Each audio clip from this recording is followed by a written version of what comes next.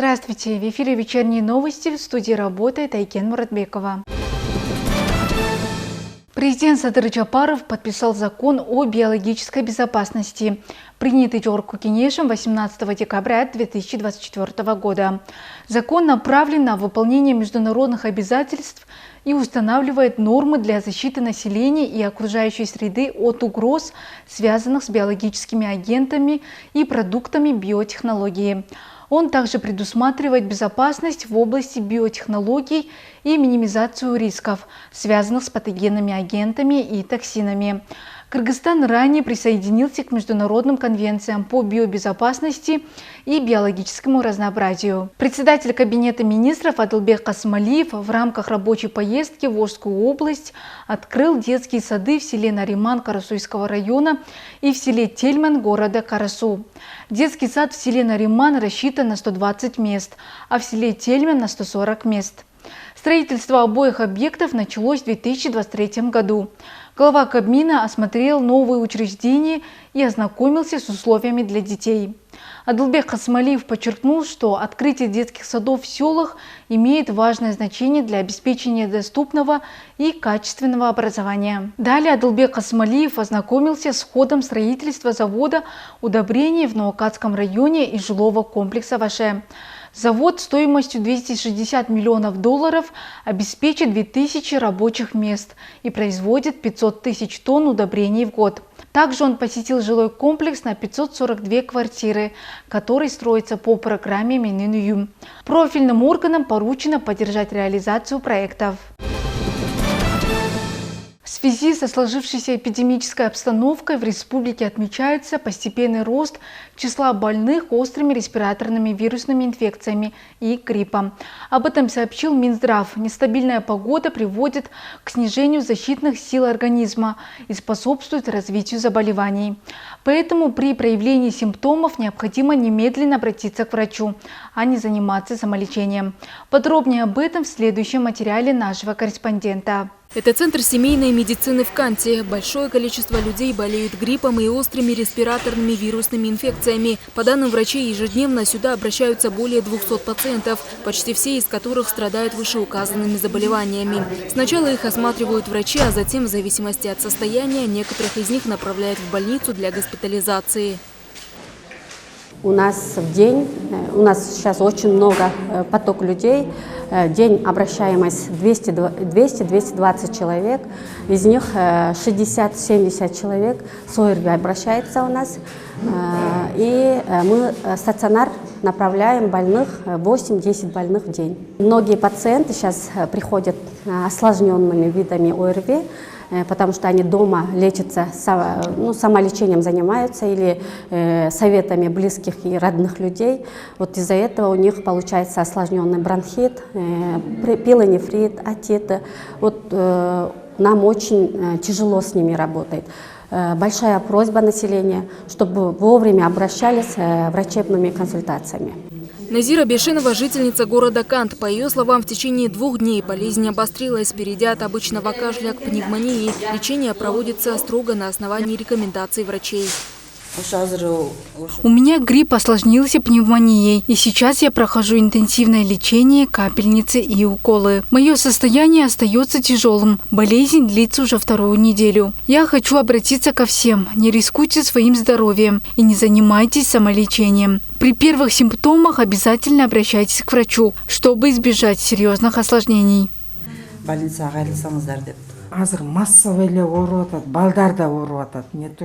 Сейчас многие болеют, и дети тоже не исключение. Не стоит заниматься самолечением, это может привести к осложнениям. Обращайтесь к врачам, особенно в Центр семейной медицины, чтобы получить правильное лечение и не усугубить состояние. Семейный врачтар, ар бирибиздин участок боюнча келебиз. Бул үйгө жаткан лечение, это не лечение. Ушундай ойлойм.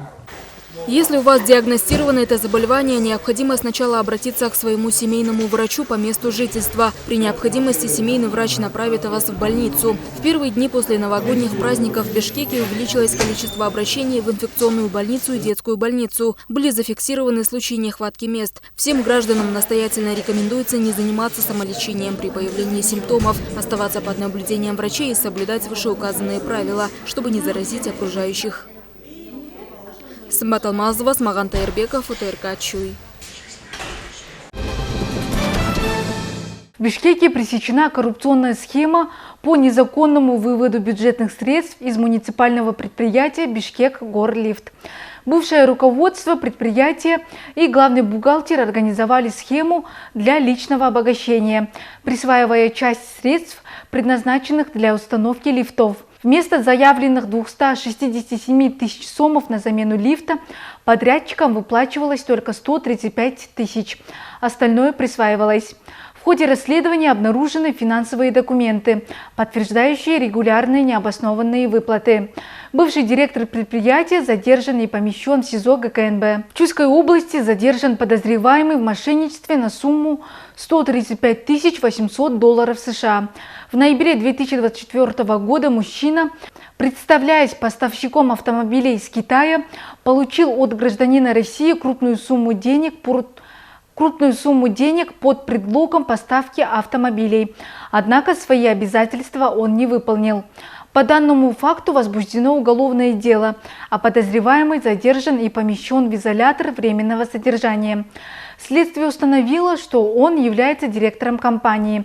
Если вы пострадали от его действий, просьба обратиться в ГУВД Чуйской области или по телефону 0312 43 01 27, говорится в сообщении. На перевале Той-Ашу проводится спуск снежных лавин с использованием артиллерийских расчетов на 132-135 километре трассы Бишкек-Ош и 198-м километре Талас-Сусамыр-Тараз. Во время этого ограничен доступ всех видов транспорта. Также снято ограничение для грузовиков на постах Сосновка и Орал. Ведется подсыпка противогололедных средств на Бишкек-Ош, Бишкек-Чалдавар, Бишкек-Карабалта. В Панфиловском районе Чуйской области проводятся повторные работы. Также идет расчистка и расчищение трассы на перевале Өтмөк и подсыпка СПС на дорогах Бишкек-Нарын-Торугард, Аламыду-Нарашан-Койташ, Койташ-Исыгата и Чоңарык, парк Аларча. Сформирована межведомственная рабочая группа для разработки упрощенной и прозрачной процедуры легализации автотранспортных средств. Легализация будет проводиться после принятия нормативного акта с учетом 3 этапов. Легализация автотранспортных средств с правоустанавливающими документами в хорошем техническом состоянии без документов и возможность распоряжаться ими. Рабочая группа разрабатывает правила регистрации, сбор и порядок контроля за транспортом иностранного происхождения. Национальный банк Кыргызстана напоминает, что цифровой сом еще не запущен и на данный момент не является законным платежным средством. В регуляторе сообщили, что сейчас идет выбор платформы и подготовка законопроекта о правовом статусе национальной цифровой валюты. Предполагается, что он вступит в силу 1 января 2027 года. Граждан призывают быть бдительными и не верить ложной информации, распространяемой через мессенджеры. В наше время есть немало женщин, которые совмещают национальные традиции с ремесленным производством, продолжая культурные ценности через свое дело. Современные изделия и одежда должны быть удобными и легкими, что является требованием времени. В следующем сюжете расскажем о деятельности Перизат Тойчебековой, которая занимается пошивом одежды в этническом стиле и подготовкой приданного для девушек. Хранительница культурного наследия Перизат связывает свой бизнес с национальными ценностями. От предметов для приданного, которые являются частью кыргызских традиций, до элегантных нарядов, подчеркивающих красоту женщин. Все выполнено в этническом стиле. Моя вдохновляющая цель – создавать уникальную одежду, которая выделяет наших женщин и девушек. Понимаю, что это требует огромного труда, создания лекал, разработка каждого нового образа. Но именно благодаря этому твои работы становятся неповторимыми и дарят уверенность каждой, кто их носит. Твое стремление к уникальности – это настоящее искусство. Ее изделия стали неотъемлемой частью моды, привнеся новый стиль в национальные костюмы, которые украшены традиционными вышивками и имеют этническую изюминку.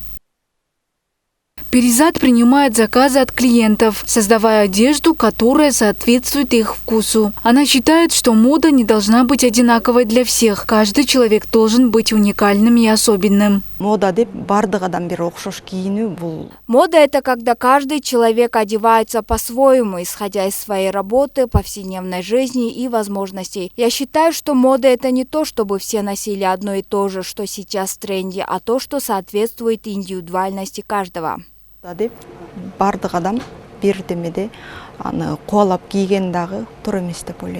В мастерской, где готовят приданное для девушек, также изготавливают различные виды постельных принадлежностей. В отличие от обычных изделий, здесь производят постельное белье из шерсти мериносовых овец. Мы из шерсти мериносовой овцы сделали одеяла и показали их нашим клиентам. Можно сказать, что это самые полезные одеяла, которые нужно ценить и знать. Раньше наши предки широко использовали шерсть мериносовых овец, делали из нее одежду, ковры, шердаки. Но позже она перестала использоваться, и эта традиция была утеряна. Сейчас, судя по статистике, большую часть этой шерсти покупает Китай. Поэтому я, как патриот своей страны, выступаю за то, чтобы шерсть мериносов использовалась у нас и чтобы мы сами производили качественную продукцию из нее. Перизат мечтает представить кыргызские изделия и одежду на международных рынках и экспортировать их в другие страны. Она отмечает, что за рубежом многие кыргызстанцы заинтересованы в этническом стиле. Айкен Муратбекова, Клара Кудайбергенова, Самаган Тайырбеков, УТРК Чуй. Посольство Китая в Кыргызстане и Институт Конфуция при БГУ имени Гусейна Карасаева организовали мероприятие «Встречаем весну» в честь китайского Нового года.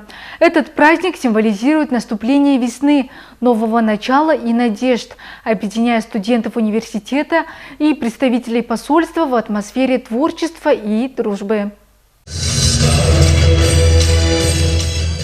Один из самых значимых праздников для китайского народа – Новый год по лунному календарю. Ежегодно отмечается в Бишкекском государственном университете имени Гусейна Карасаева. Студенты Института Конфуция тщательно готовятся к этому событию. Концертные номера и увлекательные игры привлекли внимание гостей.